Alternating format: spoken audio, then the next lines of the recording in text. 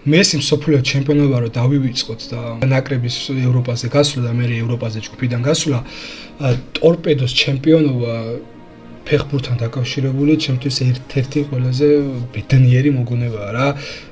რეალურად მეორეა. პირველზე ბარსამ რო ჩემპიონთა ლიგა მოიგო ეგ არის რა. არც ბარსას და არც ტორპედოს, მაგის მერე ჩემპიონობა აღარ მოუგია. ბარსა ჩემპიონთა ლიგა, ამათ ეროვნული ლიგა. მოკლედ 2017 წელია, წინა სეზონში ჩემპიონი სამტრედია გამხდარი, სადაც უდაშორის ბუდუ თამაშობდა. ტორპედოს აღზრდილია ბუდუ და ძალიან კარგი სეზონი ჰქონდა სამტრედიაში ბუდუს. ტორპედოს მწვრთნელია ჩხეტიანი, ერთ-ერთი ყველაზე საყვარელი ტორპედოს მწვრთნელი ისტორიაში. ჩემთვის პირადად ყველაზე საყვარელია. დინამოში კი წავიდა და გვაწყენინა, მაგრამ ყველა უშევ შეცდომას ვაპატიოთ რა. სეზონის წინ დინამო მიიჩნევა მთავარ ფავორიტად, რაც საერთოდ არაა გასაკვირი, რადგან ძალიან ძლიერი შემადგენლობა ყავს დინამოს, აი ძალიან. ეხლა ჩამოგითვლით რამდენიმე სახელს და მიხვდებით: ჩაკვეტაძე, ლობჟანიძე, კიტეიშვილი, პაპუნაშვილი. ეს ის სახელები ჩამოთვალე, ვინც ეროვნულ ლიგას არ უყურებთ, რომ მიხვდეთ რა დონის გუნდი ყავდა დინამოს და ვინც ეროვნულ ლიგას უყურებთ, მათთვის კიდევ ბევრი კარგი სახელი ყავდა დინამოს.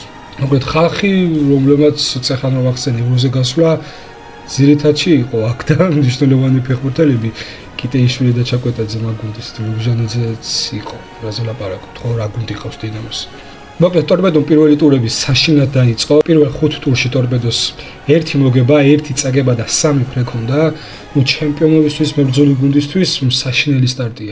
იდეალური სტარტი არც დინამოს ჰქონდა, 3 მოგება და 2 წაგება ჰქონდა. შორის პირველ ტურში დინამო ბათუმის და ლოკომოტივის მატჩი მე-13 წამზე დაინიშნა 11 მეტრიანი, რაც ეროვნულ ლიგაში რეკორდია და არ გადამიხვდას, მაგრამ შეიძლება ზოგადადაც რეკორდი იყოს, იმიტომ რომ ხა მე-13 წამზე პენალტი ძალიან ისეთი რამეა რა. მე-9 ტურში სეზონის პირველი ეკლასიკო გაიმართა ქუთაისში. მე-40 წუთზე ბაჩანა არაბულმა თევზაძის პასით დააწინაურა დინამო. მე-6 გოლი იყო მისთვის ამ სეზონში ეს. 79 წუთზე ჩაკვეტაძის პასით თევზაძემ გაიტანა უკვე. ძალიან მაგარი სეზონი ჰქონდა ჩაკვეტაძეს, ძალიან. პირველი ეკლასიკო დინამო მოიგო, თან ძალიან დამაჯერებლად ამ მომენტისთვის.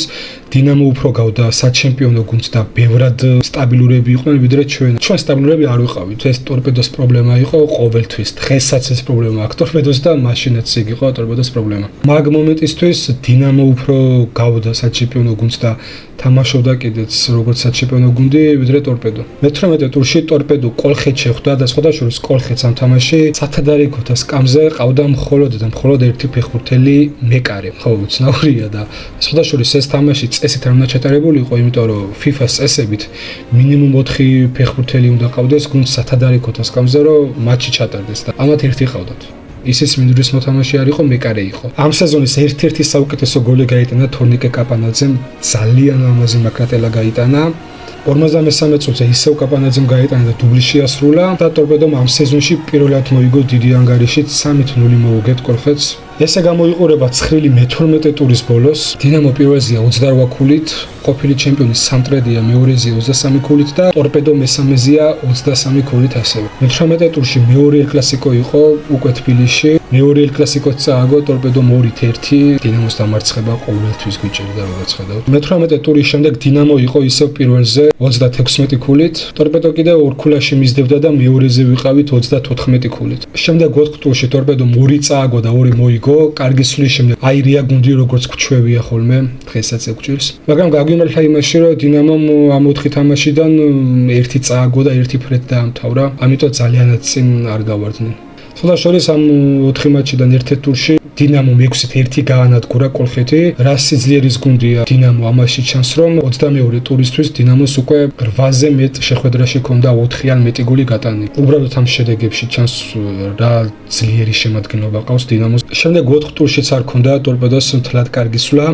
ორჯერ მოვიგეთ, 1 ფრე და 1 წაგება. სხვადასხვა ბათუმის დინამოს მოვიგეთ 5-0 და ყველაზე დიდი ანგარიშით გამარჯვება იყო ეს ამ სეზონში ტორპედოსთვის და იმავე ტურში როცა ტორპედომ 5-0 მოუგო ბათუმს, დინამო განადგურდა 4-1 განადგურდა საბურთალოსთან. 27 ტურში მესამე ეკლასიკო იყო ქუთაისში. ლაშა თოდაძემ და ლაშა კუჩუხიძემ გაიტანეს გოლები და 1-1 ფრედ მორჩა საბოლოოდ ეს შეხვედრა და ისე ვერ დავამარცხეთ. 28 ტურში ტორპედო მოიგო საბურთალოსთან 2-0. და დინამომ 1-1 ითამაშა კოლხეთთან და მაგ სეზონში პირველად ტორპედო გადავიდა პირველ ადგილზე. ძალიან დიდი ხნის შემდეგ უკვე დინამო აღარ იყო პირველ ადგილზე. საკმაოდ დიდი ხანი იყო დინამო პირველ ადგილზე, თითქმის ჩემპიონატის დაწყებიდან 28 ტურამდე დინამო იყო პირველ ადგილზე და საბოლოოდ როგორც იქნა 28 ტურში ტორპედო გადავიდა უკვე პირველ ადგილზე. შემდეგ ორ ტურში ტორპედომ და დინამომ ზუსტად ერთნაირი ანგარიშებით მოიგეთ, 3-1 და შემდეგ 2-1. რიკოლი თუ გინდა.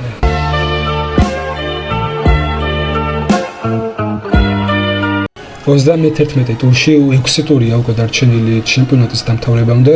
დინამომ წააგო სამტრედიასთან და ტორპედომ მოიგო, მაგრამ ეს უპირატესობა გაანიავა ტორპედომ. შემდეგ ტურში უკვე ტორპედომ წააგო და დინამო მოიგო. ძალიან დაძაბული ჩემპიონატი იყო, როგორც ხედავთ, ქულა-ქულაში მიდიოდნენ დინამო და ტორპედო, თითქმის მთელი ჩემპიონატი. ძალიან შორს ვერც ერთი ვერ გადიოდა ქულებით, იმიტომ რომ არასტაბილური სეზონი ჰქონდა საკმაოდ ორივეს და კარგა გემრიელად ანიავებდნენ ქულებს. მოკლედ, ბოლო 36 ტურია ელ კლასიკო. დინამო ტორპედოს წინააღმდეგ თბილისში.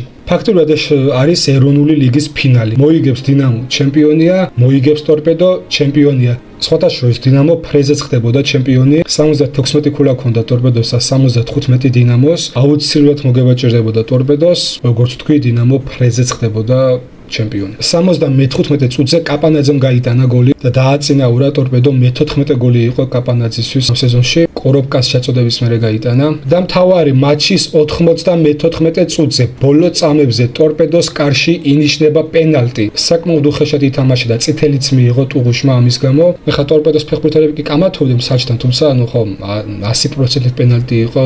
მოკლედ, ოთარ კიტეიშვილი ურტყამს, კარში დგას როინ კვასკვაძე. კიტეიშვილის გამოქანება, კვასკვაძე ტოვებს ცენტრში ფეხს და ტორპედო ჩემპიონია. ყველაზე დიდებული ეროვნული ლიგის სეზონი, ყველაზე დიდებული მორჩა როინ კვასკვაძის ბოლო წამზე მოგერიებული 11 მეტრიანი ტორპედო გახდა ჩემპიონი. არ ვიცი, შეიძლება სუბიექტური ვარ იმის გამო, რომ ტორპედოს ფანი ვარ, თუმცა ჩემი აზრით ეს ყველაზე დიდებული ეროვნული ლიგის სეზონია თავისი ფინალით რა. ესეთი ძლიერი დინამო ამის შემდეგ აღარ ყოფილა რა. ეხლა როგორც თქვი რა, ფეხბურთელები ჩამოვთვალე, ხო ხედავთ ამათგან ჩაკვეტაძე, ლობჟანიძე, კიტეიშვილი, ეს ის ფეხბურთელები არიან, ვინმეც გაგვიყვანეს ევროზე მერე უკვე ჯგუფიდან გაგვიყვანეს, ხო ეხლა რაზე ვლაპარაკობთ. ესეთი ძლიერი დინამო არ ყოფილა. გუნდების სიძლიერე, დრამატული ფინალი, მთელი სეზონი ქულა-ქულაში სვლა. ყველანაირი მიზეზი გვაქვს იმისთვის, რომ ამამად ვთქვა, რომ ეს იყო ეროვნული ლიგის ყველაზე დიდებული სეზონი. სხვადასხვა ტორპედოს 4 ფეხბურთელი ყავდა ამ სეზონში, რომელმაც 10-ზე მეტი გოლი გაიტანა. ძალიან კარგი შედეგია ეს. ამაში ჩანს, რომ ტორპედო იყო გუნდი.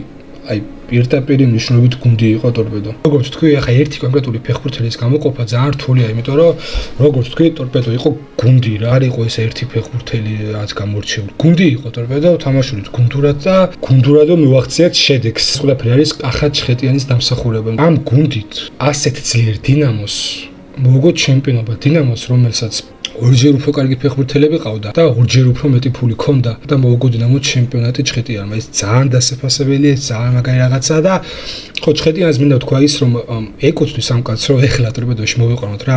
ჩემი აზრით ტორპედო ეხლა როგორც არის ფინანსურად და სტრუქტურულად და ესე გამართული ტორპედო არ ყოფილა რა, არასდროს ისტორიაში და უბრალოდ გონია რომ რაღაცა ვალი უნდა დაუბრუნოთ ჩხეტიანს, რომ მოვიყვანოთ ამ გამართულ და ფინანსურად შეძლებულ გუნდში ჩხეტიანი. ტორპედო როცა იყო გაჭედილი, ჩხეტიანს დაუძახებდით ხოლმე, მოდიოდა ეს ჯიგარი და კარგი კაცი, გვიშველი და თან ისე გშოლოდა, რომ იგებდა ტიტულს. ეხლა არ არის ტორპედო ის გუნდი, როდესაც მწვრთნელი რო ტიტულს მოიგებს, ეხლა არა ვართ ხო ჩვენ ბარსა და რეალი, რომ აი ერთი ტიტული მოიგო და ხო ეხლა ერთი ტიტული მოიგო რა მე რო თქვა, ხო არაა ტორპედო ეგ გუნდი, მწვრთნელი რო ტიტულს იგებს, ძალიან მნიშვნელოვანი ტიპი ხდება ეს ავტომატურად გუნდის ისტორიაში რა, იმიტომ რომ ეხლა ბოლოს ტორპედომ თასი მოიგო სტივკინმა სუპერ თასი. მორჩა ტორპედოს მაგის შემდეგ თასი არ მოუგია, ძალიან დიდი ხანი გავიდა მაგის შემდეგ. უბრალოდ ეკუთვნის ჩემი აზრით რაღაცა არ ვიცი როგორ თქვა სწორად აი რაღაცა ვალი უნდა დაუბრუნოთ ჩხეტიანს რომ გამართულ გუნდში სადაც ძალიან კარგი და ფეხბურთელები თამაშობენ ჩხეტიანი მოვიდეს მწვრთნელად რა იმის გამო რომ კადრები ვერ მოვძებნე უბრალოდ არ მოიპოვება თამაშების უმეტესობის კადრები ხო ეს დეტალური განხილვა არ გამოვიდა, თუმცა ეხა ვიდეოს რო გადავხედე რომ ავაწყე, ესე ჯობია მგონი რაც კარაქივით კარგად იყურება და გამვლელი არ არის. მოკლედ გამოიწერეთ არხი, დაალაიქით ვიდეო, დაწერეთ კომენტარი, მადლობა წინასწარ ყველას ვინც ამას იზამ. და ხო დამიწერეთ კომენტარებში შემდეგ რომელ სეზონზე გავაკეთო ასეთ ვიდეო, არა აუცილებლად მინდა მაინც ეროვნული ლიგა იყოს. ნებისმიერი ქვეყნის ნებისმიერ ჩემპიონატზე გავაკეთებ ვიდეოს, რაზეც სურვილი იქნება. ეხლა მაგადასკარს და კვიპროს და თურქეთს და რაღაცებს თუ მომთხოვთ. მადლობა ვინც მიყურებდით. ჯიგრები ხართ.